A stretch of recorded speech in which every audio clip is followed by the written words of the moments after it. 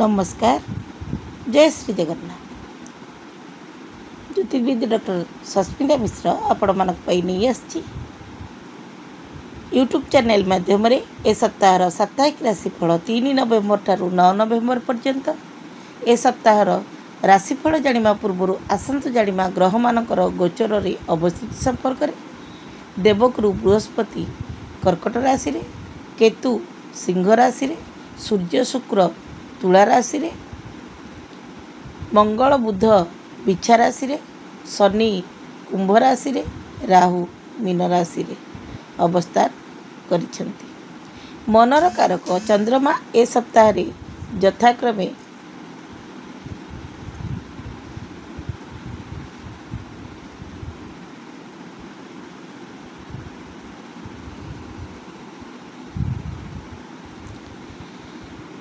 Mean, मेष, वृष और मिथुन राशि रे गोचर करिवे। नवेम्बर 3 तारिख रे चंद्रमा मित्र राशि मीन रे रही गजकेश्वरी जोग। 4-5 तारिख रे चंद्रमा अग्नितत्व राशि मेष राशि रे, 6-7 तारिख रे स्वमित्र राशि वृष राशि रे उच्चस्थ हुई 8 और 9 तारिख रे चंद्रमा शत्रु राशि मीन राशि रे अवस्थान करी संचरण करिवे। तेबे आसंतु जानिमा ग्रह मानकर गोचर अवस्थिति अनुसार मेष ठारू मीन पर्यंत 12 गोटी राशिर प्रभाव कि प्रकार रहिबो। कालपुरुषर प्रथम राशि मेष राशि। मेष राशि रे 3 नवेम्बर रे चंद्रमा द्वादश भाव बा व्यय भाव रे गोचर करिवे। मेष राशि जातकंकर संपत्ति संबंधी कार्य रे सफलता मिलिबो। पूंजी निवेश बुझी विचारी करंतु नचित समस्या सृष्टि हो पारे। पूर्वरु थिबा कर्जरु मुक्ति हेबे आउ कर्ज करंतु नाही। विदेश यात्रा रे बाधा उपजिब। पारिवारिक कलह सृष्टि हेब। माता स्वास्थ्य रे समस्या देखादेव, सावधान रुहतु। 4-5 तारिख रे चंद्रमा लग्न भाव रे गोचर करिवे। केंद्राधिपति केंद्र रे रही राजयोग सृष्टि हेब। नूतन योजना कार्यकारी हेब। आर्थिक क्षेत्र रे उन्नति घटिब। संपर्क रे सुधार आसिब। छोट छोट घटना को गुरुत्व दियंतु नहीं। दाम्पत्य जीवन रे मतभेद ठारू दूरेई रुहतु।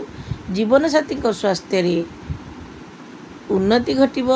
उच्च कूल रे विवाह संपन्न हेब। दाम्पत्य जीवन सुखमय।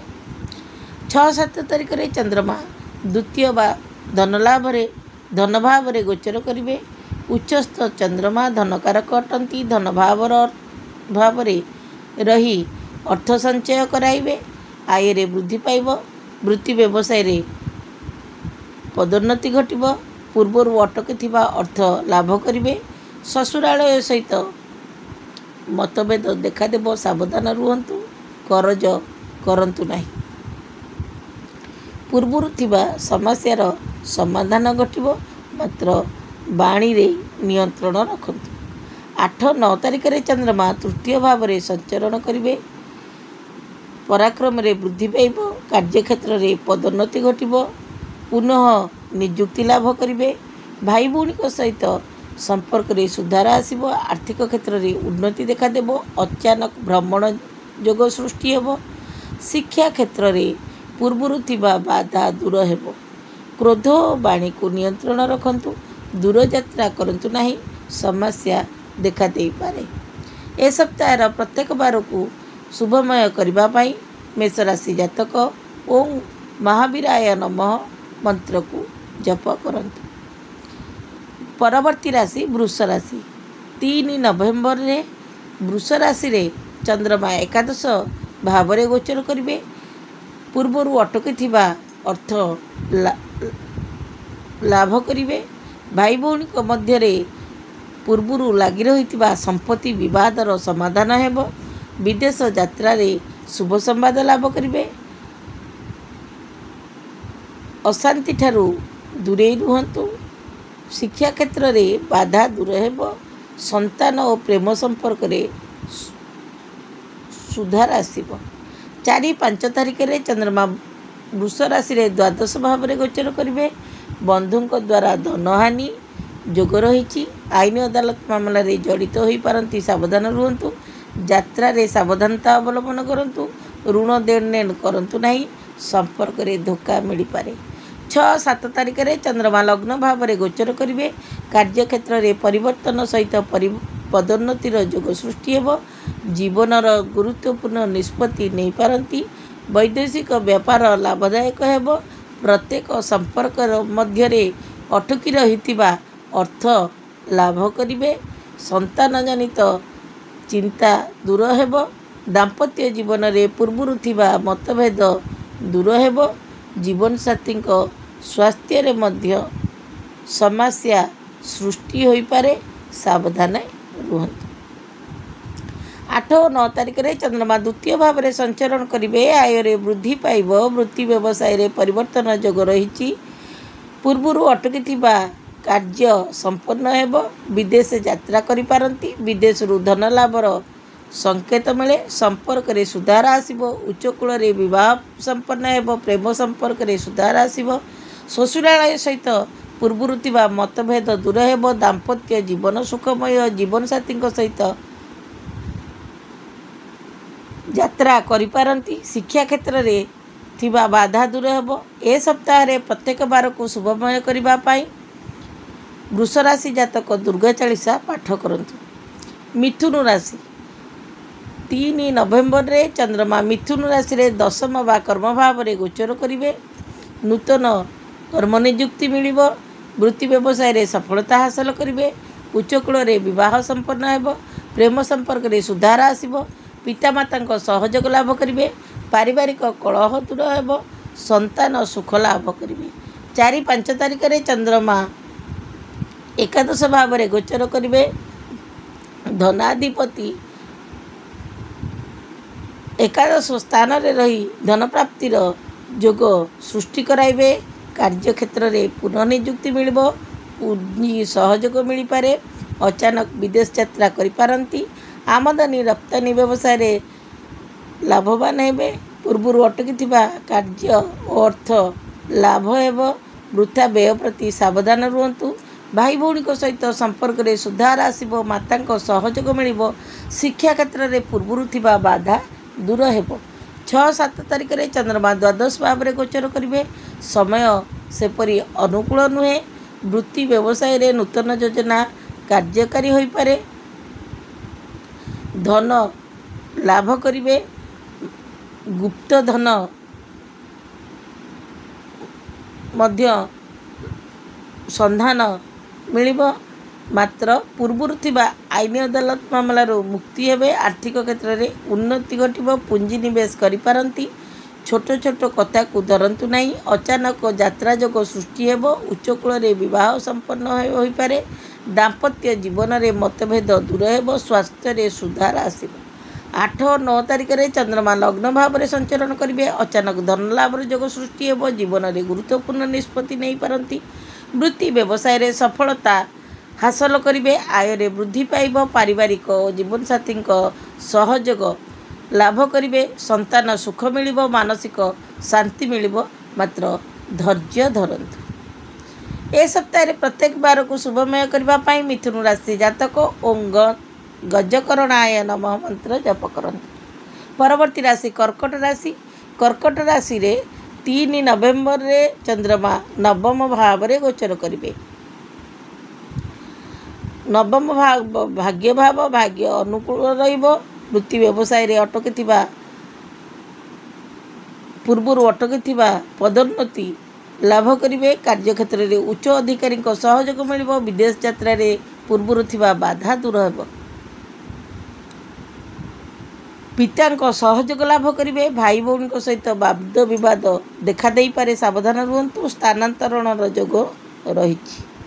4-5 ତାରିଖରେ ଚନ୍ଦ୍ରମା ଦଶମ ଭାବରେ ଗୋଚର କରିବେ। ସୂର୍ଯ୍ୟ କେତୁ ଶୁକ୍ରଙ୍କ दृष्टि दशम भाव प्रति रहिबो। वृत्ति व्यवसाय रे नूतन नियुक्ति मिल पारे, नूतन योजना कार्यकारी होई पारे, पैतृक संपत्ति सुख लाभ करिवे, मान सम्मान मिलिबो, पूर्वरु अटकी थिबा कार्य आरंभ होबो, आर्थिक क्षेत्र रे उन्नति घटिबो, प्रेम संपर्क रे सुधार आसीबो, शिक्षा क्षेत्र रे एकाग्रता रक्षा करत।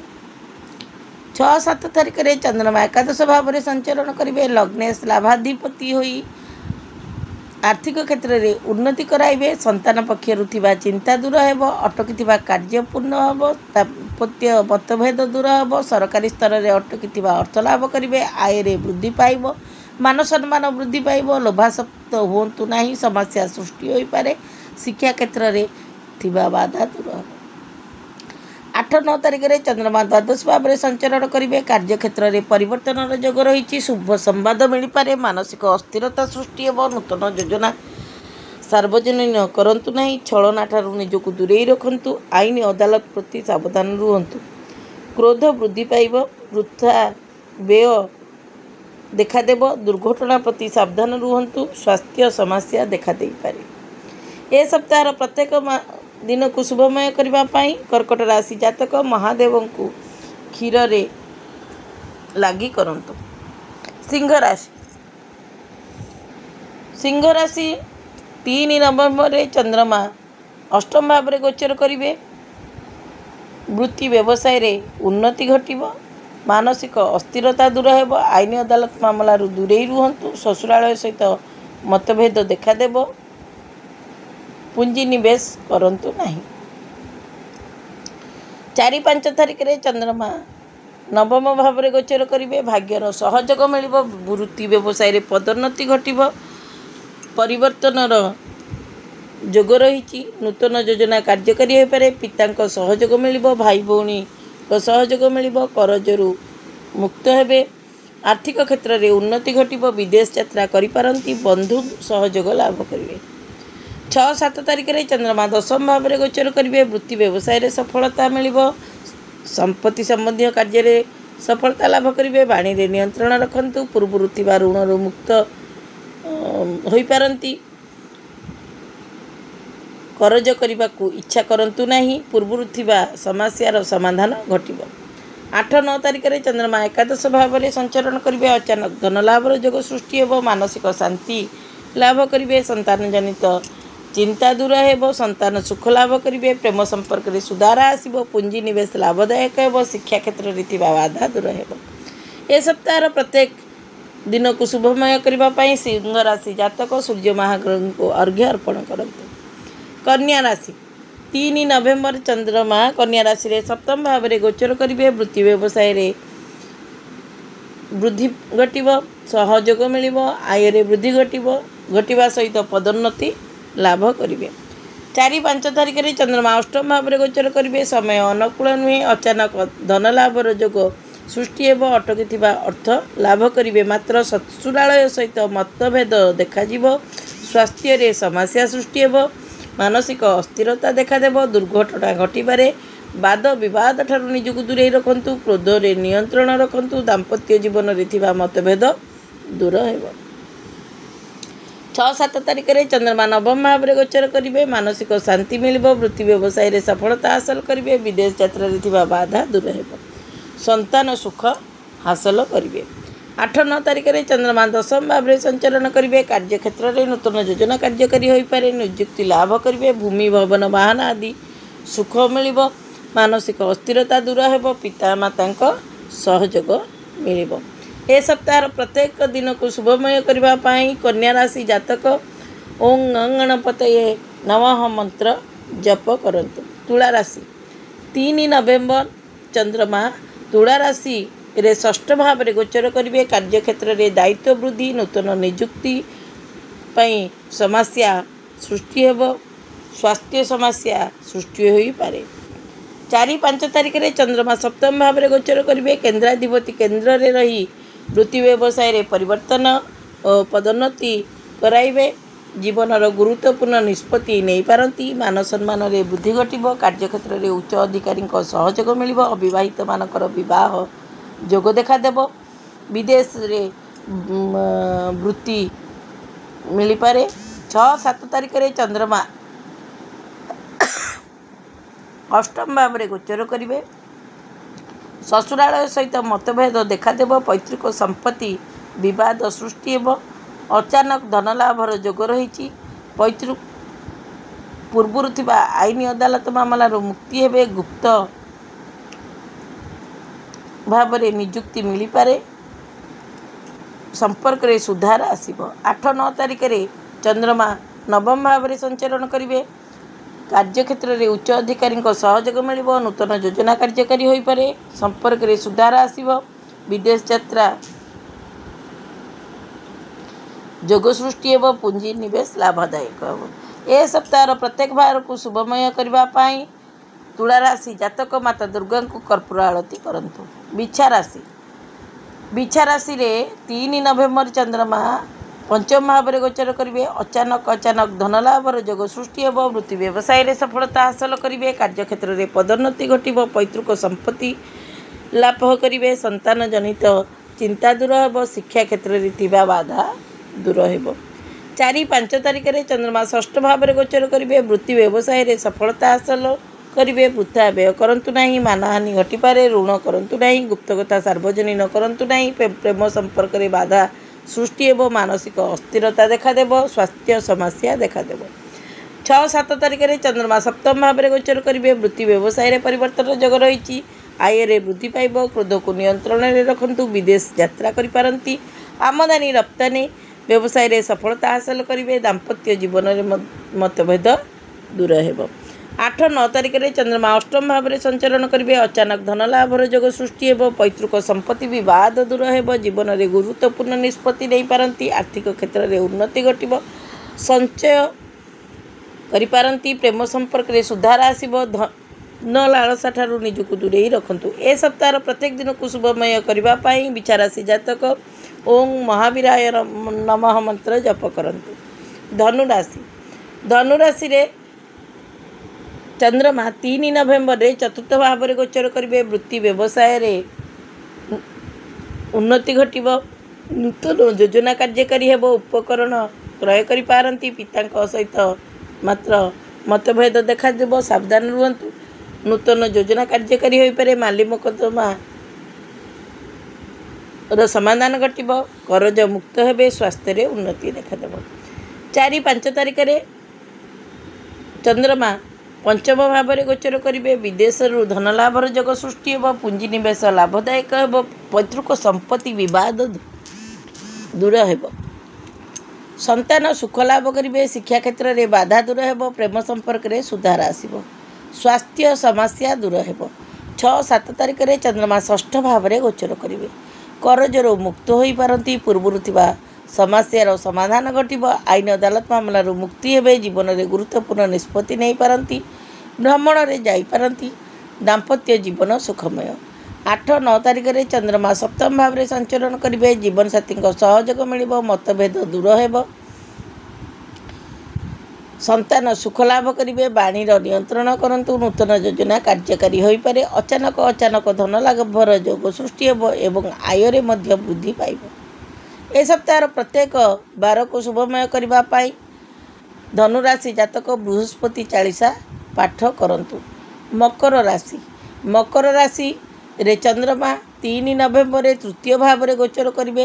ଆତ୍ମବିଶ୍ୱାସରେ ବୃଦ୍ଧି ପାଇବ। ସମ୍ପର୍କରେ ବୃଦ୍ଧି ପାଇବ। ବୃତ୍ତି ବ୍ୟବସାୟରେ ସଫଳତା ହାସଲ କରିବେ। ଅବିବାହିତମାନଙ୍କର ହଠାତ୍ ବିବାହ ଯୋଗ ସୃଷ୍ଟି ହେବ। ପ୍ରେମ ବ୍ୟାପାରରେ ସଫଳତା ହାସଲ କରିବେ। ଦାମ୍ପତ୍ୟ ଜୀବନ ସୁଖମୟ।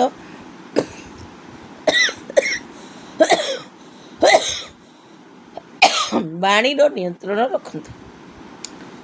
4-5 ତାରିଖରେ ଚନ୍ଦ୍ରମା ଚତୁର୍ଥ ଭାବରେ ଗୋଚର କରିବେ। ଭୌତିକ ସମ୍ପତ୍ତି ସୁଖ ଲାଭ ହେବ। ବୃତ୍ତି ବ୍ୟବସାୟରେ ନୂତନ ଯୋଜନା କାର୍ଯ୍ୟକାରୀ ହୋଇପାରେ। ଉଚ୍ଚ କୂଳରେ ବିବାହ ସମ୍ପନ୍ନ ହେବ। ନିଯୁକ୍ତି ମିଳିପାରେ। ପିତାଙ୍କ ସହଯୋଗ ମିଳିବ। ମାନ ସମ୍ମାନ ବୃଦ୍ଧି ଘଟିବ। ପାରିବାରିକ କଳହ ପ୍ରତି ସାବଧାନ ରୁହନ୍ତୁ। ମାତାଙ୍କ ସ୍ୱାସ୍ଥ୍ୟରେ ସମସ୍ୟା ଦେଖାଦେବ। ମନରେ ନକାରାତ୍ମକ ଭାବନା ସୃଷ୍ଟି ହୋଇପାରେ। 6-7 ତାରିଖରେ ଚନ୍ଦ୍ରମା ପଞ୍ଚମ ଭାବରେ ଗୋଚର କରିବେ। କେନ୍ଦ୍ରର ସ୍ୱାମୀ ତ୍ରିକୋଣରେ ରହି ଚନ୍ଦ୍ରମଙ୍ଗଳ ରାଜଯୋଗ ସୃଷ୍ଟି କରାଇବେ। ବୁଝି ବିଚାରି निष्पत्ति नियंतु तरबर हुंतु नहीं। धन संपत्ति सुख लाभ करेंगे मात्र वृथा व्यय करंतु नहीं। अचानक नूतन योजना कार्यकारी हेब। प्रेम संपर्क रे सुधार आसिब। संतान सुख लाभ करेंगे। प्रतियोगी परीक्षा रे सफलता मिलिब। शिक्षा क्षेत्र रे पूर्वरु थिबा बाधा दूर हेब एवं पूर्वरु थिबा स्वास्थ्य समस्या मध्य दूर हेब। 8 और 9 तारिख रे चंद्रमा षष्ठ भाव रे संचरण करेंगे। कार्यक्षेत्र रे दुविधा परिस्थिति अवसान घटिब। आईन अदालत मामलार मुक्ति हो पारती। करजर मुक्ति हेबे। विदेश यात्रा रे थिबा बाधा दूर हेब। दाम्पत्य जीवन रे समस्या सृष्टि हेब। ऋण करंतु नहीं। पारिवारिक जीवन रे अस्थिरता देखादेब। विदेश यात्रा करि पारती। वाणीर नियंत्रण रखंतु। ए सप्ताह प्रत्येक बार को शुभमय करने पाई मकर राशि जातक शनि चालीसा और हनुमान चालीसा पाठ करंतु। कुंभ राशि 3 नवेम्बर रे चंद्रमा कुंभ राशि रे द्वितीय भाव रे गोचर करिवे। कार्यक्षेत्र रे पदोन्नति सहित परिवर्तन योग सृष्टि हेब। आय रे वृद्धि पाइब। अविवाहित मानकर विवाह प्रस्ताव आसी पारे। भ्रमण रे जाई पारंती। अर्थ संचय करिवे। 4-5 तारिख रे चंद्रमा तृतीय भाव में गोचर करेंगे। कार्यक्षेत्र में उच्च अधिकारी सहयोग मिल। पिता सहयोग लाभ करेंगे। संपर्क में सुधार आसब। आईन अदालत मामलार मुक्ति हेबे। पैतृक संपत्ति विवादर समाधान घटिब। संतान पक्षर लगी रही चिंता दूर हेब। 6-7 तारिख में चंद्रमा चतुर्थ भाव में संचरण करेंगे। कार्यक्षेत्र में पदोन्नति घटिब। नूतन योजना कार्यकारी हेब। भूमि भवन वाहन सुख लाभ करेंगे। मूल्यवान वस्तु क्रय कर आनीपारती। समाज में मान सम्मान वृद्धि पाइब।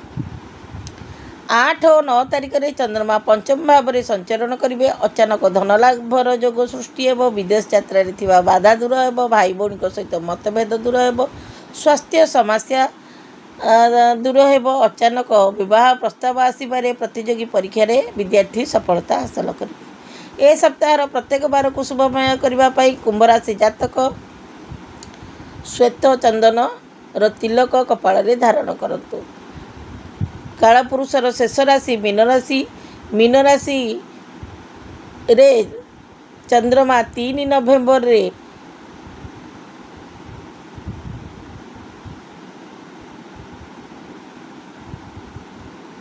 लग्न भाव रे गोचर करिवे। 4-5 तारिख रे चंद्रमा द्वितीय भाव में गोचर करेंगे। मान सम्मान वृद्धि पाइब। संतान सुख लाभ करेंगे। आय रे वृद्धि घटिब। अर्थ संचय करेंगे। अचानक उपहार मिल पारे। जीवन साथी सहयोग मिल। शिक्षा क्षेत्र में बाधा दूर हेब। 6-7 तारिख में चंद्रमा तृतीय भाव में गोचर करेंगे। आत्मविश्वास रे वृद्धि पाइब। नूतन नियुक्ति मिल पारे। कार्यक्षेत्र में पदोन्नति मिलवार संभावना रही। पिता सहित मतभेद देखा। अर्थ देन नेण प्रति सावधान रुहतु। धार्मिक यात्रा करिपारंती। मानसिक शांति लाभ करेंगे। 8 और 9 तारिख में चंद्रमा चतुर्थ भाव में संचरण करेंगे। नूतन नियुक्ति मिल पारे। कार्यक्षेत्र में परिवर्तन योग रही। संपत्ति संबंधी कार्य सफलता हासिल करेंगे। भूमि भवन वाहन सुख लाभ करेंगे। संतान सुख मिल। जीवन साथी उपहार मिल। शिक्षा क्षेत्र में सफलता हासिल करेंगे। वाणीर नियंत्रण रखंतु। ए सप्ताह प्रत्येक बार को शुभमय करने मीन राशि जातक शिव चालीसा और बृहस्पति चालीसा पाठ करंतु। ए सप्ताहर साप्ताहिक राशिफल। जदि साप्ताहिक राशिफल कार्यक्रमटी आपण मानकु भल लगी थाए ताहले लाइक शेयर सब्सक्राइब करने को आदौ भूलंतु नहीं। नमस्कार। जय श्री जगन्नाथ।